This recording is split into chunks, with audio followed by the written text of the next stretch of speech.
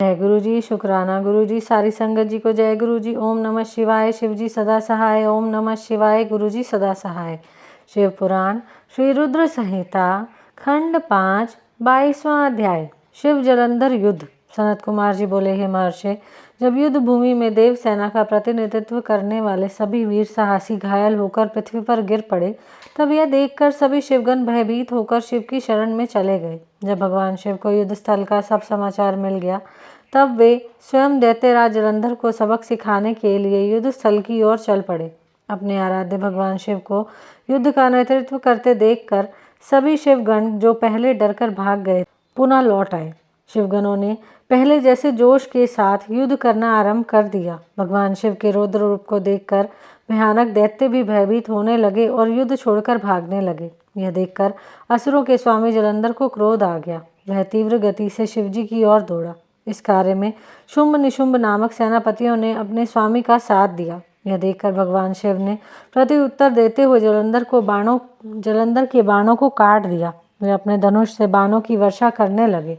उन्होंने कई दैत्यों को फरसे से काट दिया। बलाहक और धस्मर जैसे भयानक राक्षसों को पल भर में मार गिराया। शिवजी का वाहन बैल भी अपने सींगों के प्रहारों से सबको घायल करने लगा।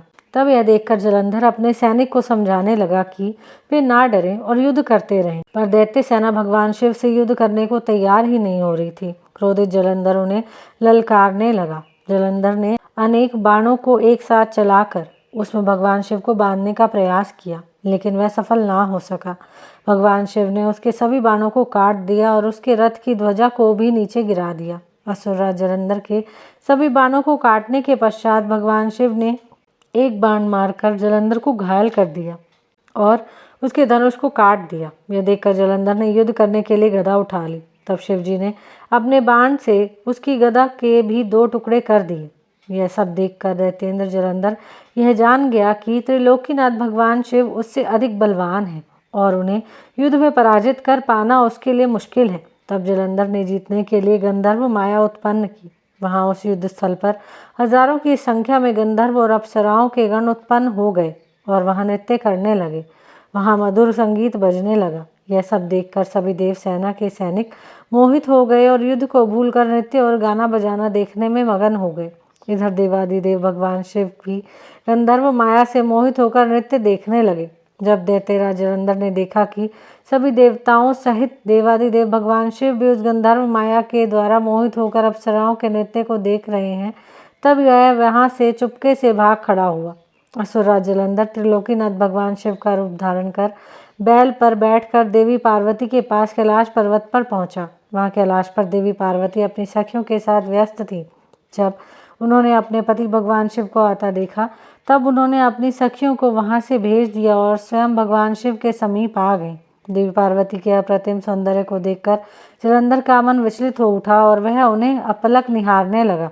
जलंधर के इस प्रकार के व्यवहार को देख पार्वती को यह समझते हुए देर नहीं लगी कि वह कोई बहरूपिया है जो भगवान शिव का रूप धारण कर उन्हें ठगने आया है।